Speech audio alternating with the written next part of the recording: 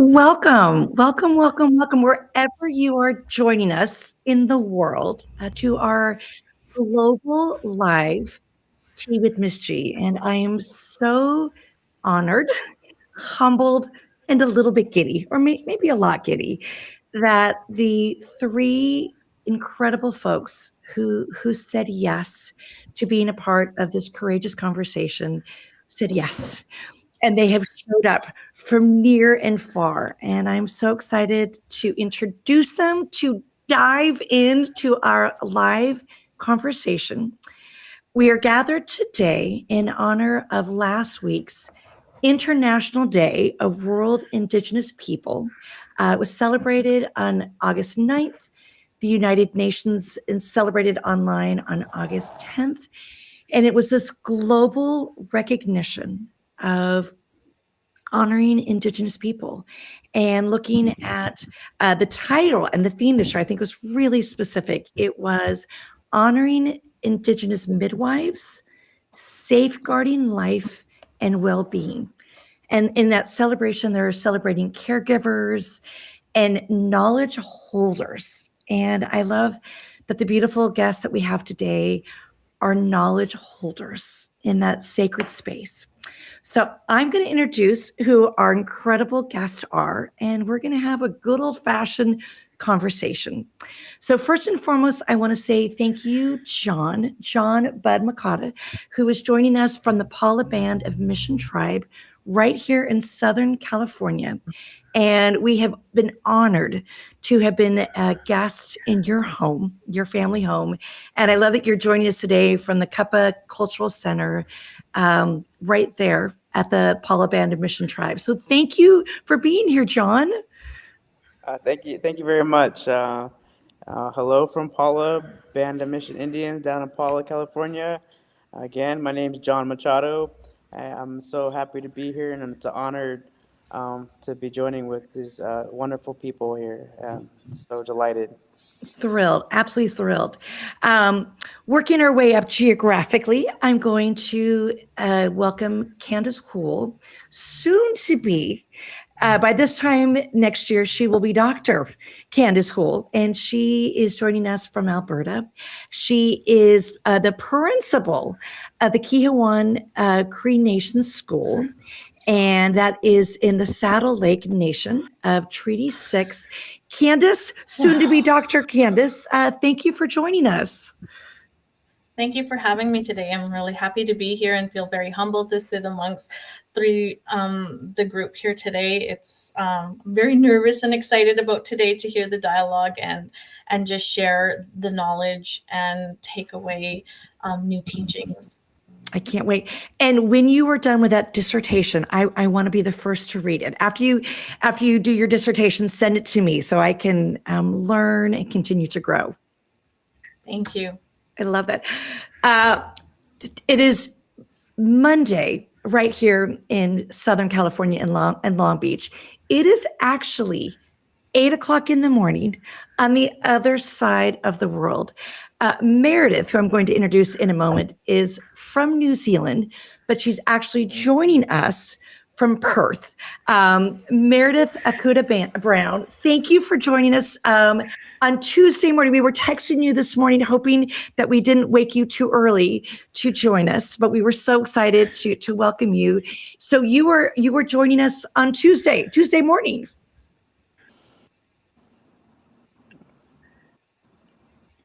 And Meredith, I don't know if you can hear me, Meredith.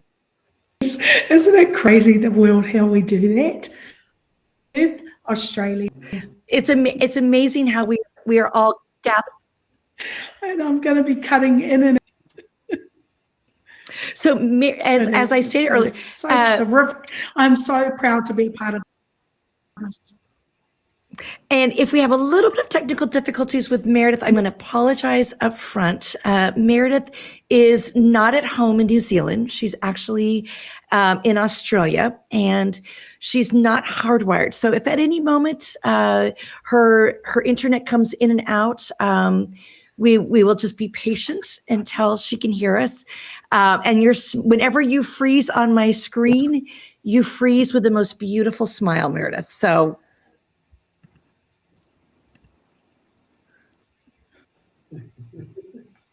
Okay, well, we will move on. What we're going to be doing this afternoon for the next hour is having a courageous conversation about the people you hold dear, your legacy, your families, and those that you fight for. In the freedom rider world, we are fighters. We take issues that we hold dear and we try to speak truth to power. We try to give people platforms. And so throughout the next hour, we have some questions that were submitted for you. And we're going to be asking you individual questions about those that you hold dear, but also questions of one another. So I'm hoping that you in the audience will also submit some questions. If you do, feel free to be very specific. You can direct the question to John, to Candace, to Meredith, and I will ask those questions as we have this really dynamic dialogue. So I want to start with you, John. One of the things that I love about you being such an advocate and an ally for your legacy is your commitment to native language. Could you share with our audience that are here and abroad why it is so important for you as a member of the Paula Band of Mission Indians to really promote and be that fierce advocate for the preservation of native language? Okay, yeah. If a lot of you didn't know the history of America and what it's gone through boarding schools and mission systems, and the loss of language in communities nationwide, worldwide, it's impacted our community very much so. Having seen the decline and one of our last native speakers passing away in 1987. And so it's been a passion of mine to help build this language to a healthy status and getting our youth involved all the way to seniors involved. I lead many programs with seniors all the way to the youth to help encourage and bring back the language as strong as ever. I love that, John. Candace, the many times that I have been to your Cree Nation, you come from a long line, a family of advocates, both tribally and in the country of Canada. You guys are forced to be reckoned with. And as someone that is proud to be part of the Cree Nation, I know that your family led a lot of initiatives in Canada for preservation of language. So can you talk about why that was so important for you, your family, your elders, to also do what John is doing to keep that preservation of native tongues? I think for us as a family and as a whole community, as a nation, and as a sovereign people, are the importance of carrying on that legacy from our ancestors uh, has always been emphasized throughout our upbringing. And the reason for that is for far too long we've noticed and we've accepted that the privileging of Western knowledge and ideologies in systems that we have had to fit into. So I think there was always that goal and that vision from our ancestors, from our grandparents that sat at those tables and were a part of those takeovers for the University of which we now know University of Blue Quills, and sat at those tables. They believed in our knowledge, they believed in our ancestors, and they believed in our future. And I think that's why it's so important that we continue to create and reclaim those spaces that we once held. We're not just building them, they were there. We're just reawakening them. I want to build on your answer, Candace, because what you shared with me earlier is as you ascend academically towards this coveted doctor, Dr. Candace Hole, the university that you are now attending was once a residential school. And I would love for you to share with our audience that may not be familiar with what a residential school is and how harmful those residential schools were on your family and those that came before you. So my grandparents and my great grandparents and my mother were all residential school survivors. So it's near and dear to my heart. Rather than making excuses to allow a system to defeat us, my grandparents, along with many movers and shakers and trailblazers from the Treaty 6 area, sat together and decided that they were going to take over Blue Quills, which was a residential school, so a school imposed by the government, where the intent was not to build children, but to break the spirit of children. And so as educators, we know that we come to these spaces to build our children and to build their spirit and to have them thrive. So it's disappointing and it's so disheartening to know that there were actually educational spaces that really did the exact opposite. So we had like I said, change agents that sat at the table and worked diligently to ensure that they were going to reclaim that space for yet those futures to come. So as my mom sat in a residential school, and my grandparents sat in a residential school, and my great grandparents sat in residential school, they went through many hardships. And instead of dwelling on that, they use that to empower what they decided to do when moving forward to take over those schools. And because they had that strong belief in our people and our knowledge and our ceremonies. They knew that was the right direction to go into. So Blue Quills was in the 1970s was considered a residential school, and today it is now University of Blue Quills. I love it. I don't know if you could see, but I have chills in my hand. My hairs are standing up because I love how you take something that had auspicious beginnings and it's empowering and you've changed the narrative. But I love that you don't minimize the past. I think it's so important that we learn from the past so we're not damned to repeat it. Meredith, I want to ask you, when we first met you in our Freedom Writer teacher bubble, what you shared with your fellow Freedom Writer teachers and Freedom Writers was that growing up in New Zealand, you were not aware of your Maori background as a child, and that the government in New Zealand wasn't as honest and as accepting of Maori communities. And that when you came to Long Beach, you were just now starting this beautiful journey in reclaiming your identity. So I would love for you to talk about what it was like for you to grow up in a country that at one point minimized your roots and how empowering it has been for you to reclaim it, to own it, to celebrate it. Yeah.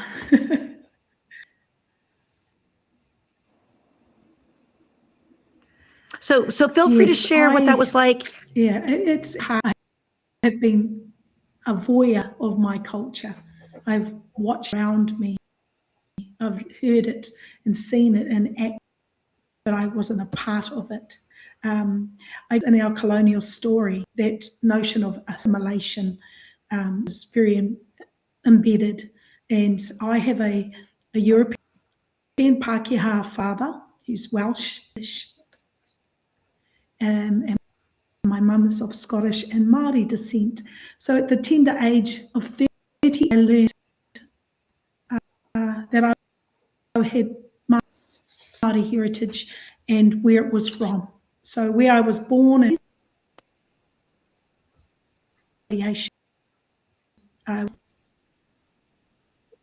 was actually the iwi of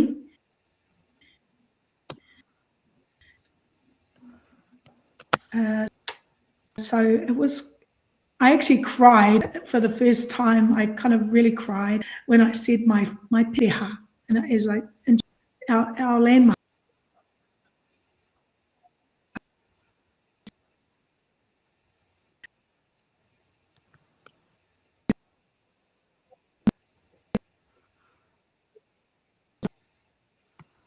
And because all my was Ngāti Porou, but not trauma. Wow. I'd like to share with all of you, Meredith, if I could share with you. Māori in Aotearoa, New Zealand, the disconnect.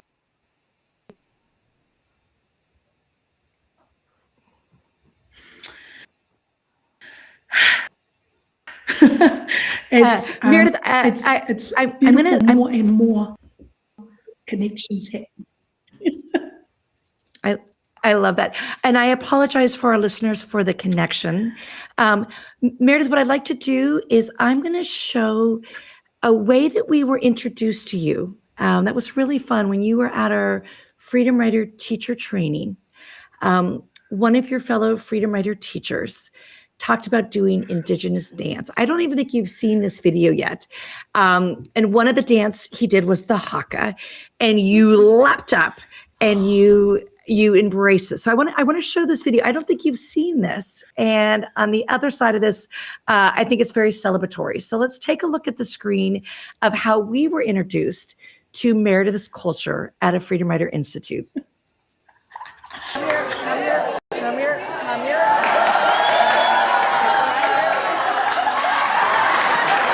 Hey, Sister Meredith, come on up real quick.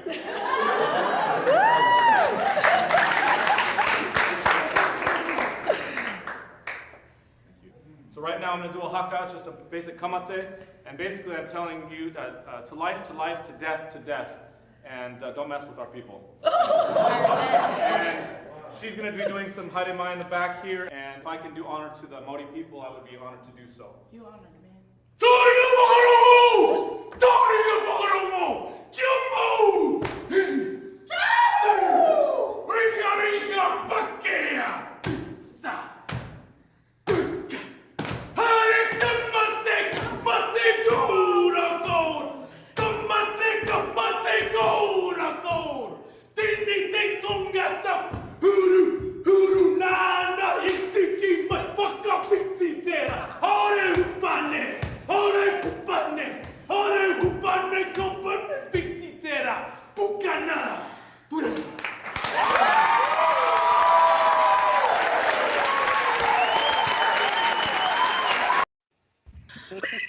So Meredith, I don't think you've seen that.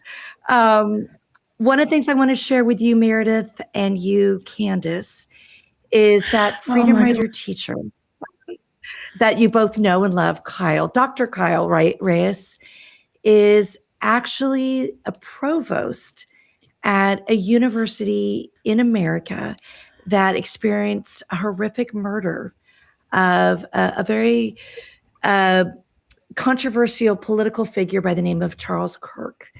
There was a murder on the grounds, and our Freedom Rider teacher, Dr. Kyle Reyes, who we know and love, who just did the haka with you, kind of loved those students back to life. So I love that in the world that we create, family is what we have made and family is what we have chosen. So Meredith, can you talk about, once you learned about your family lineage, how important it was for you to share that family lineage with your own family, with your own daughter?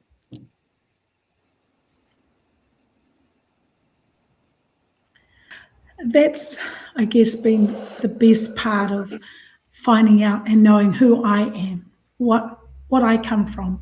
So in our language, we would say, no nei koe. What is your legacy? Where are you from? One of chiefs. A lot of strong women who fought to keep together, that appreciate that true essence of whānau, hapu.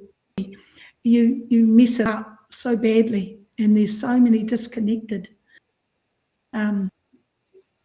So having my own children for their 21st birthday, I have given them whānau names from our ancestral line. So my eldest daughter carries my mother's real name. Assimilation taken away and replaced with very English, stoic, boring names. And mum was called Maria. My mum, Mariwa Kitarangi, is a beautiful woman who lived to be 105, who was from the Wairarapa, and she was formidable. And that's my mother's real name. So we have given that to our eldest daughter. Our other person was Kaimaha. And that has been given to our middle daughter. And our son carries a beautiful name of an ancestor who changed his name through New Zealand, etc.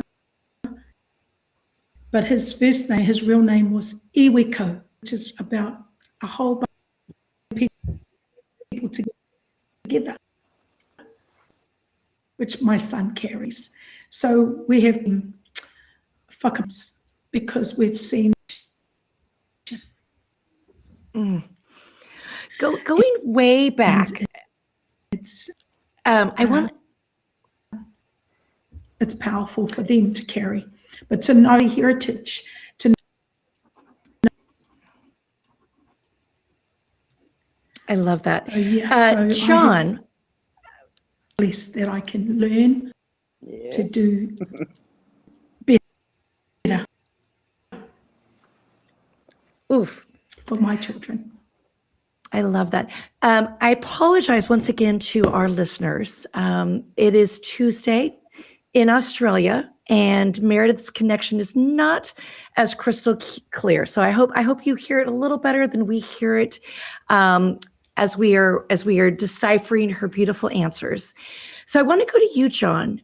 Both Candace and Meredith mentions things that have happened with colonization and Western civilization coming to a place that is not their own, and taking away names, taking away language, taking away the dignity that was created with your culture. So I'm curious, John, if you could talk about any of the impact of colonization or the Westernization with the Paula Band of Mission Tribes, things that you might have noticed that culturally was imposing or degrading, or things that you, as one of the tribal elders and someone that's on the council, is trying to reassert with the young people to be really proud of who they are, to be really proud of where they live, to be really proud of the traditions that you've been able to cultivate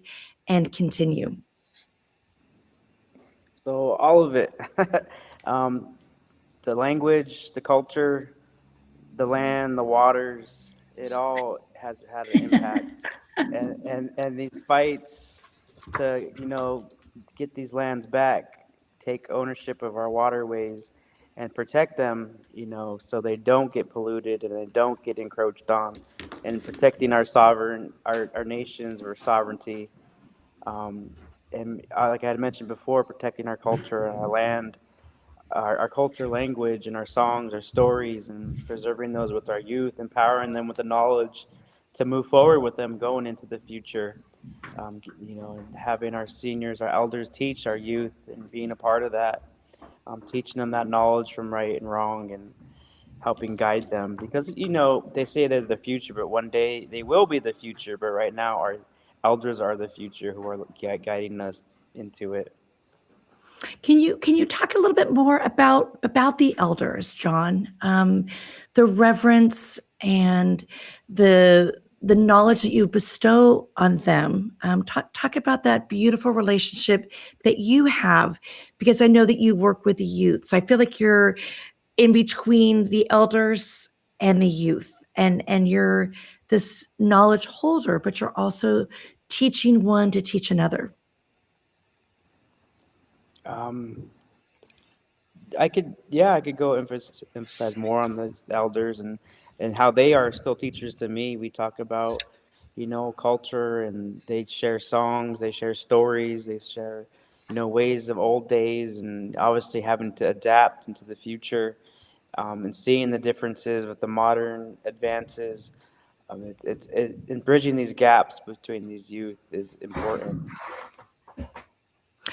I want to ask you, Candace, because I know that I love how you referenced your great grandparents and your grandparents and your parents all particularly going to a school that you are now getting your doctorate. I mean, that's an amazing story within itself. I want to ask you, how do you think the government of your country has been in understanding some of the mistakes, the horrific mistakes that were made in the past, and reparations that need to be made in the present? Do you feel that they are taking accountability? Do you think that there has been introspection and changes made, both in the province of Alberta, but in the country of Canada?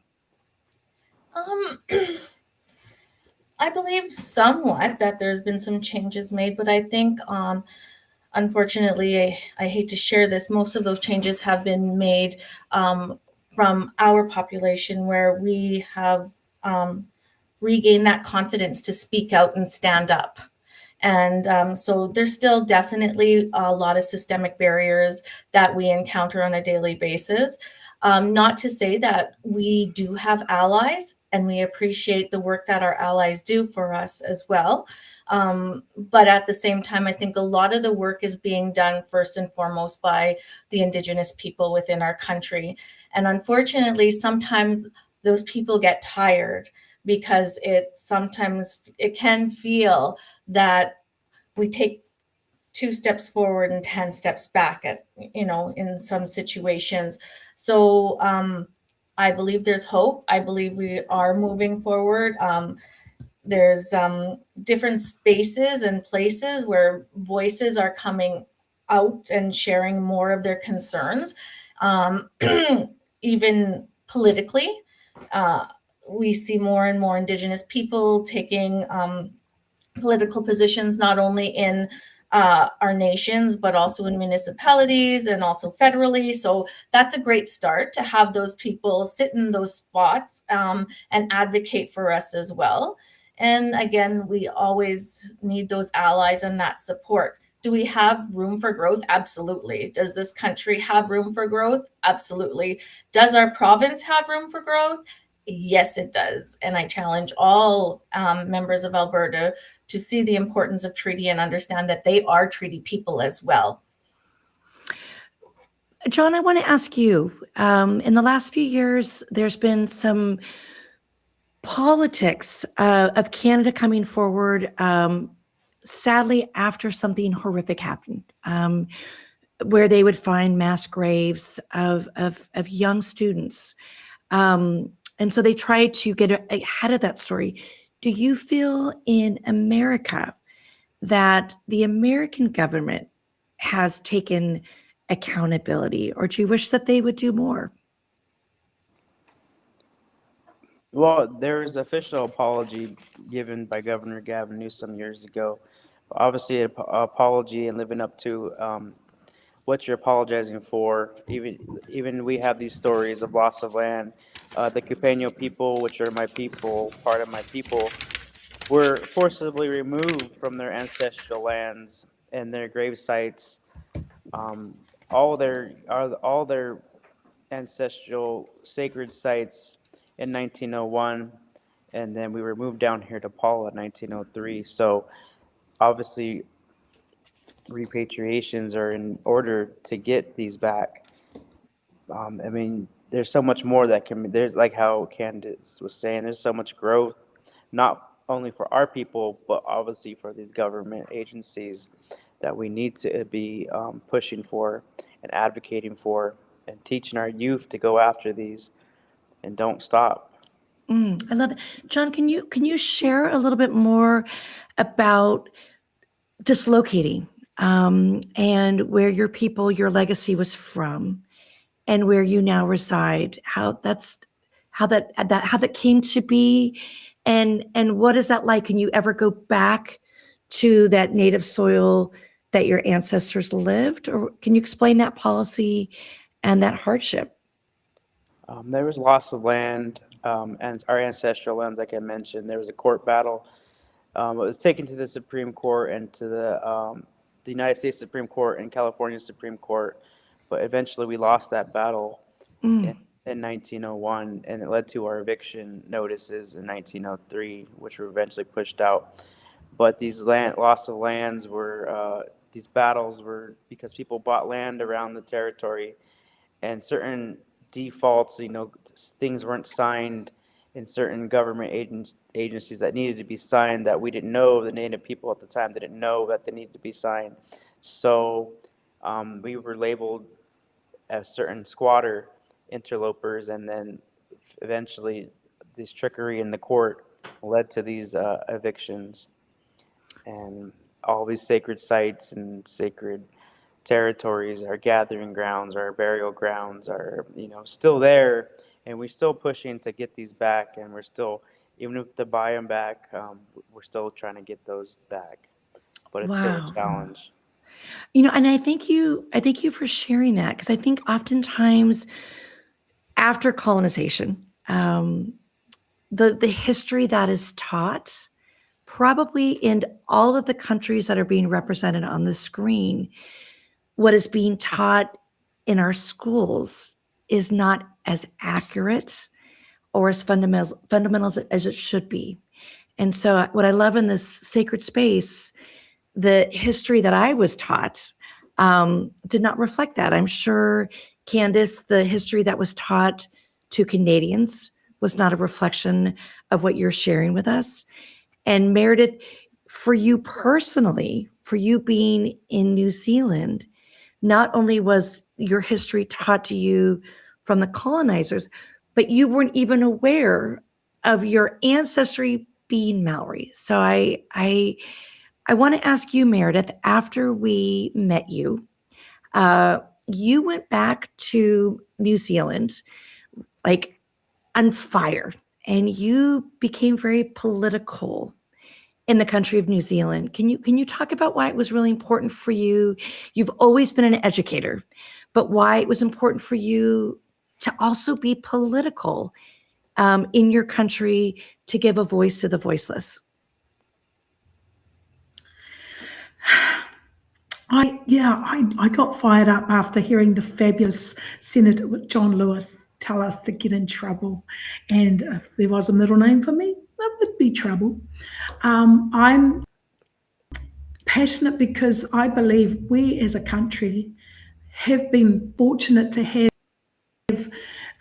strong advocates in political spaces. We have had our own politicians, and so even speak, they're preparing for our general election, and we have a Māori party. We actually have our own political party.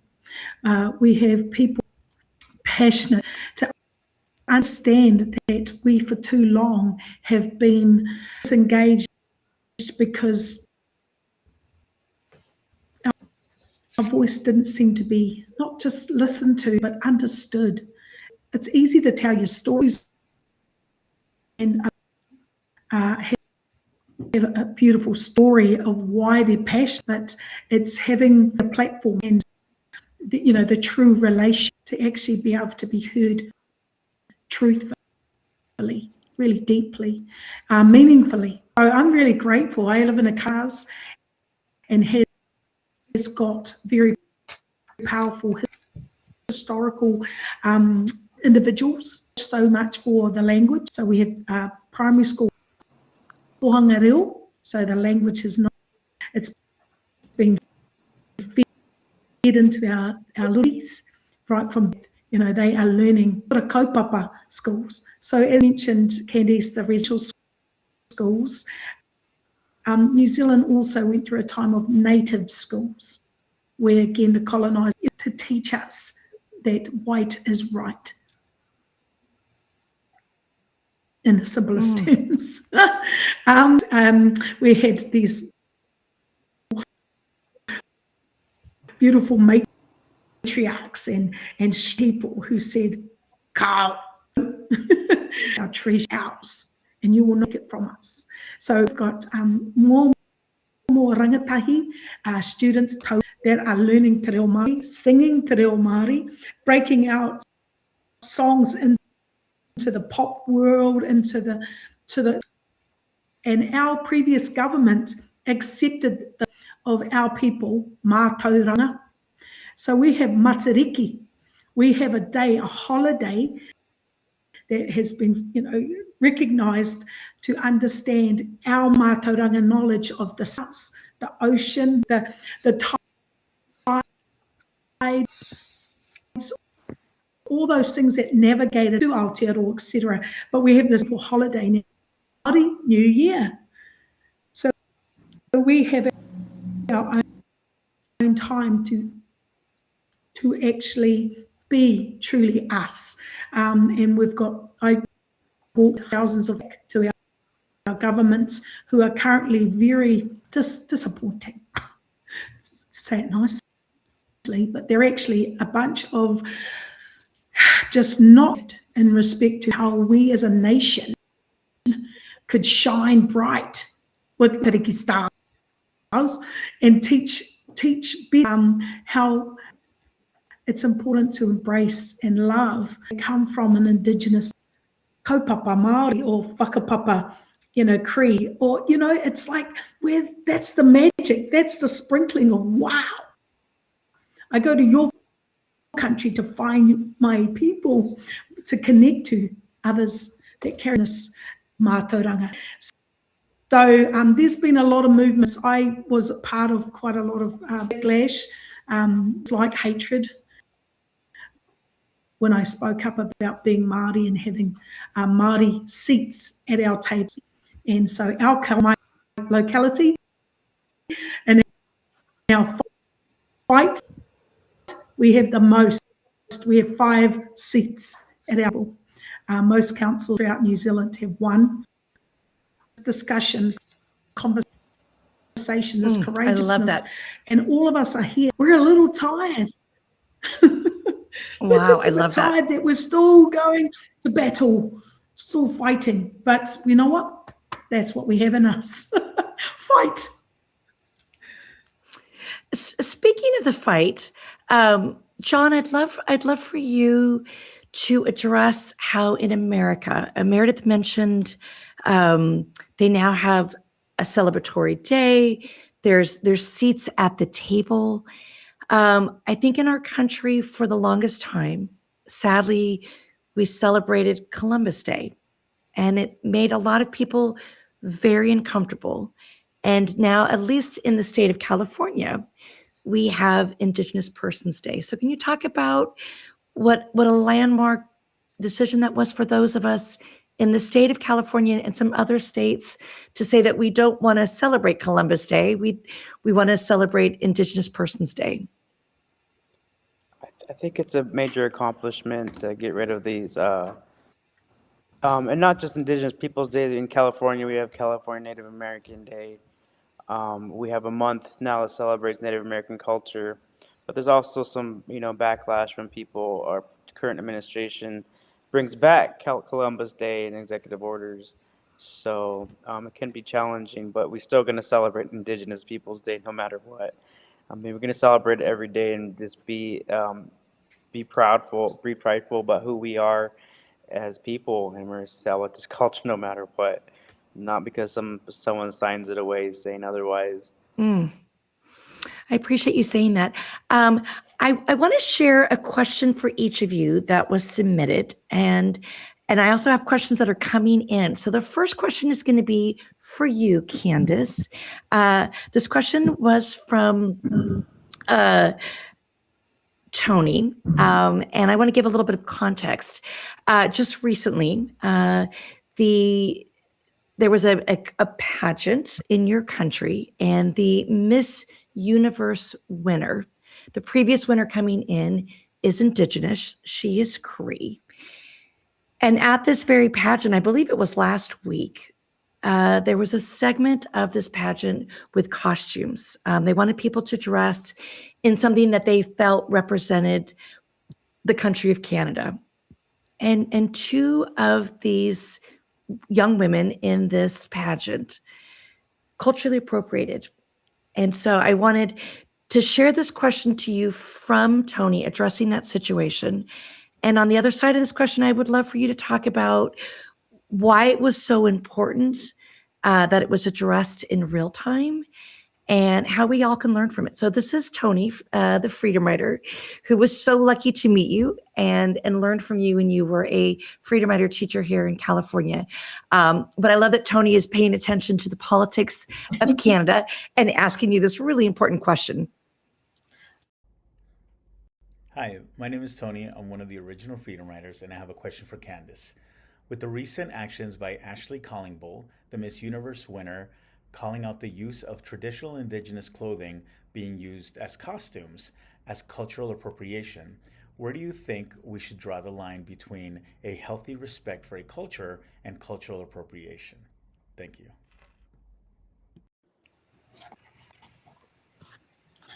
All right. First of all, I just want to say a huge thank you to Ms. Collingbull for stepping up and using her voice in those spaces.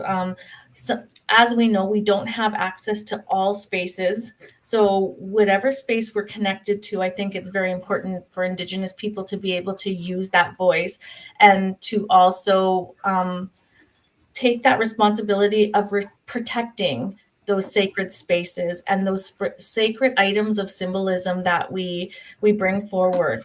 A lot of those, the regalia and the headdresses have very deep rooted meaning and and have a lot of symbolism that's carried for centuries, for many, many years. So a huge thank you to her for doing that within the space that she has access to. And we need to continue doing that. Unfortunately, it's saddening that it's still happening today. And we're still experiencing those types of situations. And I do feel really bad for the young ladies who did this, who participated in such a practice, because sometimes we only know what we know. And so there may not have been any malicious intention. But if we look at systems like the education system, that is an example of us failing our students and our children. Because if we were doing our job, we would realize that that was not acceptable and that should not have happened. We would be not only privileging one knowledge system, but we would be honoring all knowledge systems. And our children would come out of school recognizing and honoring each and every one, and honoring those differences as beautiful, as being beautiful spaces, not looking at differences as being weaknesses or deficiencies, but looking and seeing differences as being gifts and strengths. So I really want to thank her for doing that. And I think it's really important that we recognize, as Indigenous educators and educators within the Turtle Island, that we really need to work on honoring our knowledge systems and challenging ourselves as Indigenous educators to ensure that we are not necessarily validating, because we do value our knowledge already, but ensure that we're making it and creating that foundational space for our children.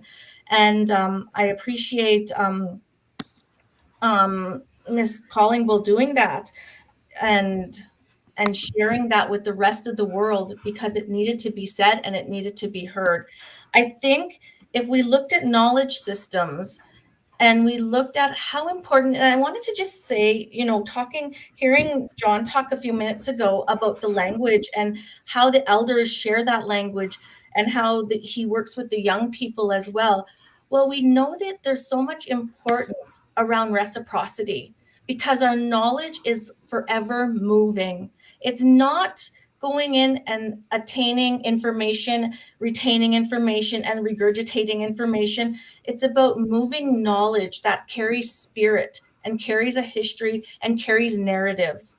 And so with that, we need to continue speaking out, because that's when our narratives are shared, our stories are shared from our knowledge keepers, our elders, our protocols are shared, our ceremonies are shared. And then in turn, there's that responsibility responsibility shared to our young people, that they need to share that information to their peers, their children, their grandchildren yet to come. So I really want to say thank you to her, whether it be her or whether it be Wab Canoe or whether it be any other leaders in their area, Indigenous leaders. Thank you for taking those risks and sharing that voice and acknowledging that just because something's been done this way for so long doesn't make it okay. I love it. And Candace, this is going to be an extension for all of you. When we celebrate you on our publication of the podcast and our Freedom Flyer, Emily asked me to ask all of you, and I'm going to make sure this is our homework assignment, that we include recommendations for educators, for literature, and for films and things that we can provide that you think will allow those that are watching and listening to go back and be better educators, be better parents. So look for this, the Freedom Flyer that will come out, celebrating the three of you. And behind the scenes, we're going to create a list that you guys are going to help us curate that are must reads, must watches, podcasts that we can listen to. I think this is a platform that we can celebrate. And in doing so, I want to ask you, John, a question came in live while we were in the sacred space. This is from another Freedom Writer teacher. So Emily was asking for recommendations, but this is specifically from a Freedom Writer teacher, Marissa. And she asked, as an Indigenous person, how do you deal with the pain and find strength to keep moving forward? What keeps your spirit feeling bold and not breaking? So how could you answer that, and take something that may be painful and you've made it positive, John, or take something that's painful and it becomes your passion to make it better? What is something that keeps your spirit fighting and doing good? Let's see. I read a comment a long time ago about pain and being intergenerational and traumas, but also I think we should move forward with healing is important. And I believe, culture and our language is medicine. And the strength that I move forward with was teaching my younger generation, my children, and the strength of my community behind me to help me and support me is important, and it helps me move forward. But that's just part of and the struggles and pains is what it is now, but having to move forward is important. And teaching that we all can move forward with healing as well. Not only with these struggles with culture, we struggle with substance abuses and many other wellness factors in our communities that we have to heal from. And supporting one another and coming together in community as a tribe is important. And understanding that we are a tribe, that we are here to help each other and uplift each other, encourage each other is what is important and helps me keep moving forward, because I feel that in my tribe that we are here together to help each other. I love it. And the glorious celebration that we have felt when you have invited us in, when the Freedom Riders have come to the Paula Band, we felt at home. We felt that this was our kindred spirit and our brethren. And I love all the attention that you guys have paid specifically to addressing the youth, making them bolder, making them stronger. So I just really applaud you, John, and those that you work with. It's been an honor and a gift for us to see the beautiful strides that you are making in real time, and giving us the ability to share that today with our audience has been just such an honor. Thank you. Meredith, we had a question that was submitted for you. So I'm going to show you the question from Joshua. And on the other side of this video, I would love for you to answer Joshua's question. Hi there, my name is Joshua, and I have a couple questions for Freedom Rider teacher Meredith. I know that there have been periods of time where Maori language and traditions were discouraged or suppressed, so I wanted to know, how do you think that history still impacts Maori people today? Building on that question, I want to know a little bit more about the impact on students.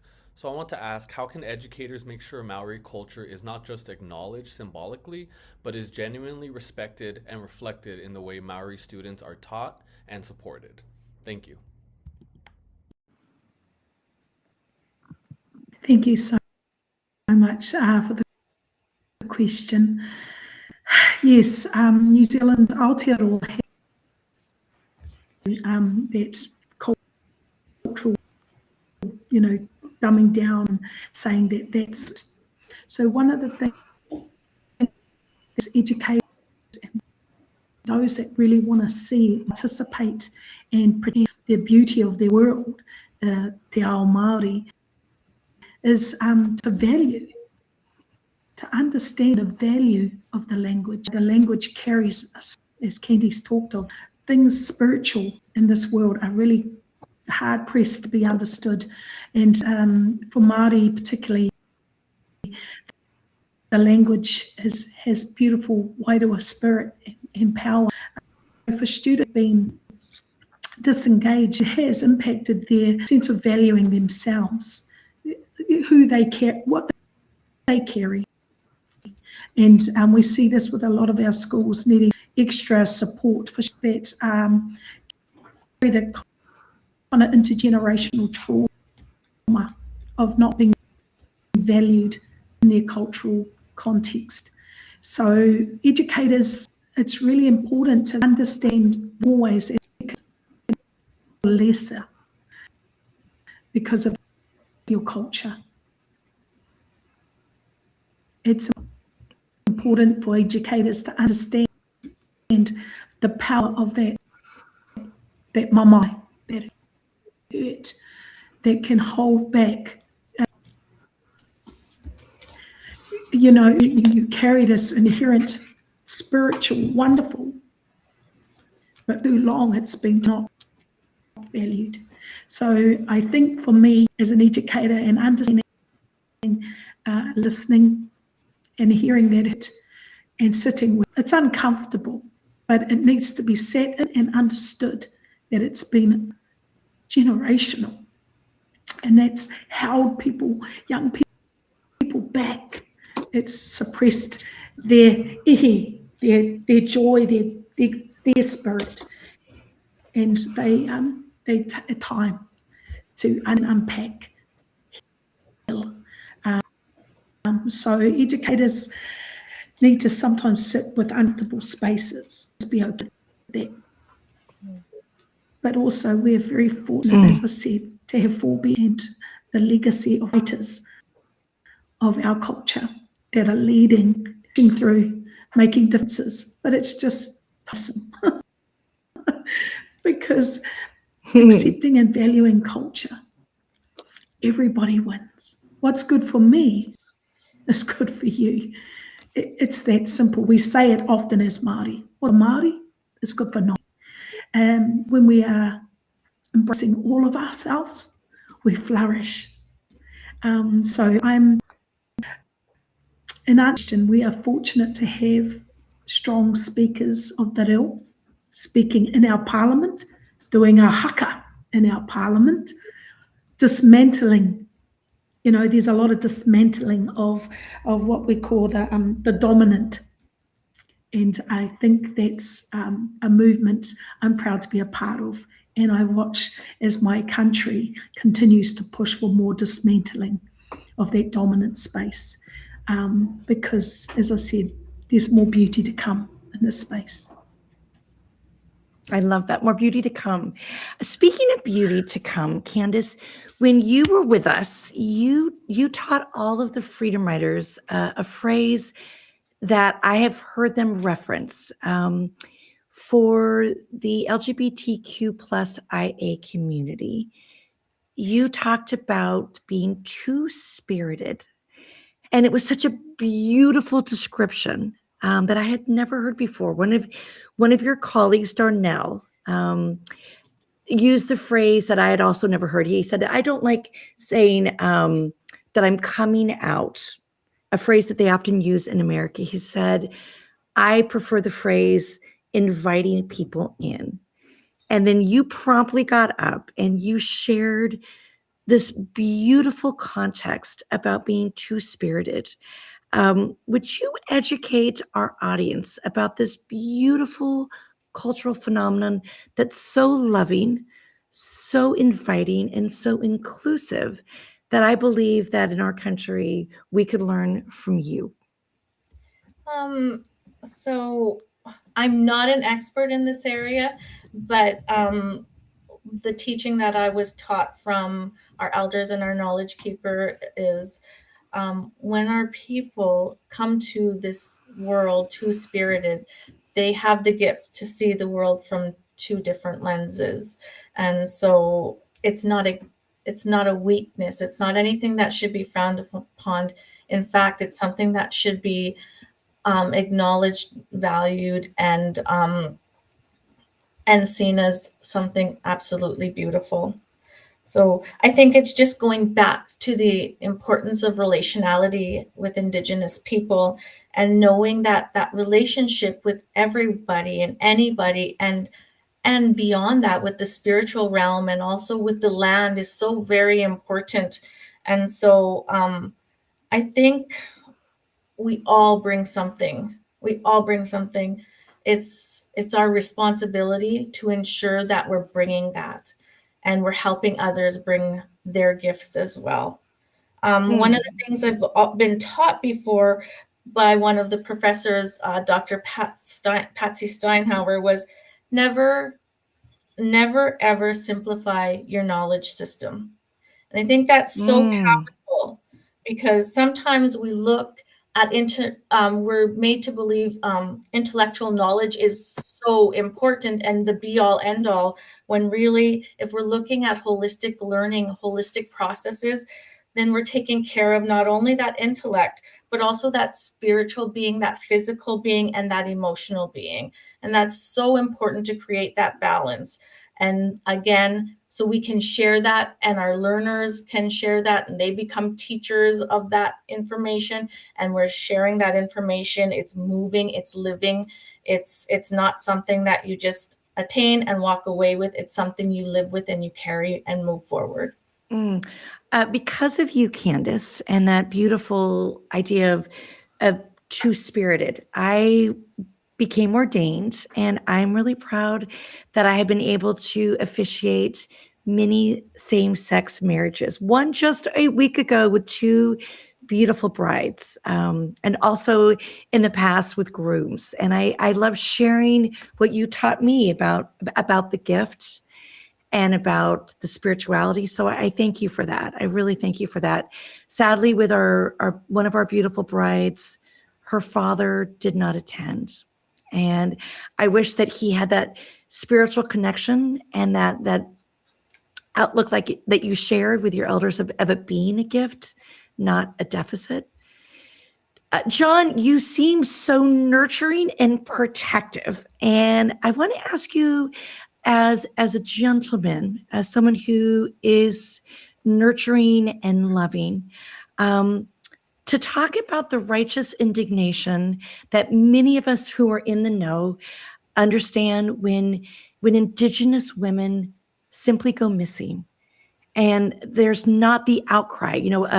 Sadly, there'll be a blonde-haired, blue-eyed girl, and she will be on the cover of every magazine. She will be the breaking story on every news show. That she'll be every TikTok investigator. But there's been an epidemic in America of Indigenous women who just go missing, and there should be more of an outcry. So, as a gentleman who loves the women who are in your community, can you talk about that epidemic and why we culturally, everyone should be screaming to the rafters about this horrible epidemic? Yeah, it should be publicized everywhere, and we need that publicity immediately to protect our peoples, all peoples, women, men, children.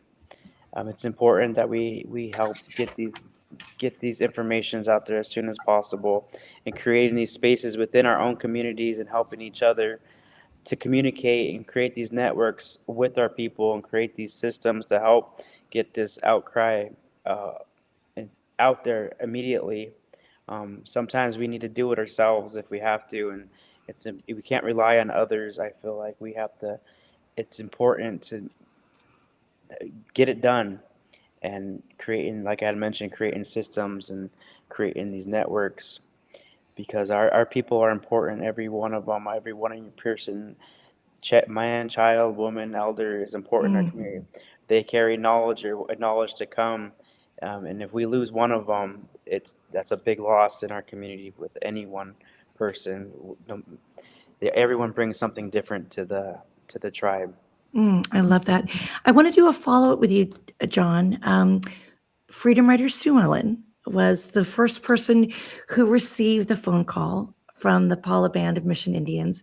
And it was the request, like, we want you to come. And we've been coming ever since. And as I stated earlier, it is such an honor. We take it so personally, interacting with your elders and your glorious teenagers.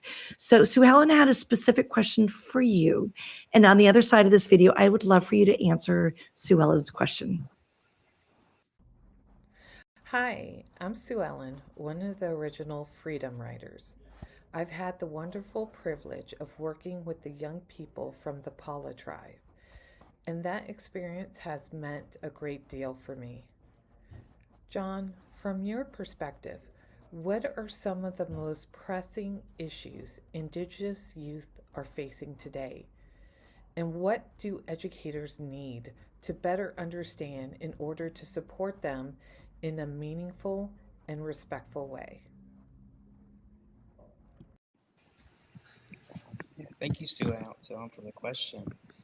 One of the pressing issues I always try to advocate for is our language and culture.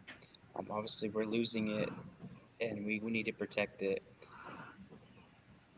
Getting these educations into the school systems, educating our educators, educating all people, take the proper steps to help, all the way up to our senates and our governors. It's important that we create these spaces, like Candace was saying, creating these spaces and creating a space to protect us from this dominant language, this dominant foreign language, which is now our official language, according to some, but no, it's not. Our official language is within our people, it's within our hearts and our communities. There's so many different communities in California, one of the most native reservations, and especially in this county, one being one of the many reservations in one county alone in California, San Diego County. But just teaching our youth, giving them that power, how I mentioned, empowering them with this knowledge, because one day they will be our future. And just bringing people together, creating these spaces, bringing them together to help each other, and teaching them, our youth, that they are not alone in this world, that we are together and we are here to help each other. It's important. We're here for each other. I love that sentiment, John, of elevating, of celebrating, of those deep ties and roots. So what I'd like to do as we close out, I'd like to ask each of you, you have the platform, you have this space, and I'd like for you to speak truth to power, whether it is the power of your own particular government in your country, if it is calling upon everyone who is listening to share and to advocate. So I'm going to start with you, soon to be Dr. Candace Hole. Every time you speak, every time you write, I literally get chills. I just lean in, your cadence, your power. You are so powerful. So I'd like to give you the floor. If there's something that you would like to share about what you think is so important, as we are just in awe of all that you do, your advocacy, your work. So I'm going to give you the floor. If you'd like to speak truth to power, whomever that may be, what would you like to say? I'm just going to actually add to John's question there. And I think one of the biggest things we see our youth and our children experiencing is a loss of identity. And that loss of identity comes with that lack of exposure and experience to the spirit of our language and our ceremonies and our land. So I think as educators, as Indigenous educators, it is our responsibility to ensure that we are creating those foundational spaces for our students, our children, and those ones that we are with today and those yet to come. So when we're doing that, we are no longer privileging a knowledge or a system that does not belong to us. We're breaking down barriers and we're paving a way for those children that deserve to know who they are and where they come from. One of the teachings that was taught to me by my aunt, Dr. Leona Makokis, was that as educators, we've kind of taken on the role of the grandmothers. So when babies were born, they would hold our babies and they would look at them and they'd had a gift to instantly know what that child was bringing to this world, what strength they were bringing. And as that child would grow, they would then embrace those gifts, they foster those strengths. And so that child became a collective member of the community, and they knew their role. There was no competition, there was no judgment, there was no threat. Everyone had roles, and everyone knew that their knowledge and expertise would be accessed at some point when needed. And so as educators, I think I call on all educators to let go sometimes of that curriculum, and that the importance of stressing that only that intellectual knowledge, but looking at all of that and finding those gifts even beyond that space. When are you running for political office, Candace? Oh my gosh. I think those that are listening would vote for you. I know I would vote for you. Thank you for that call to action.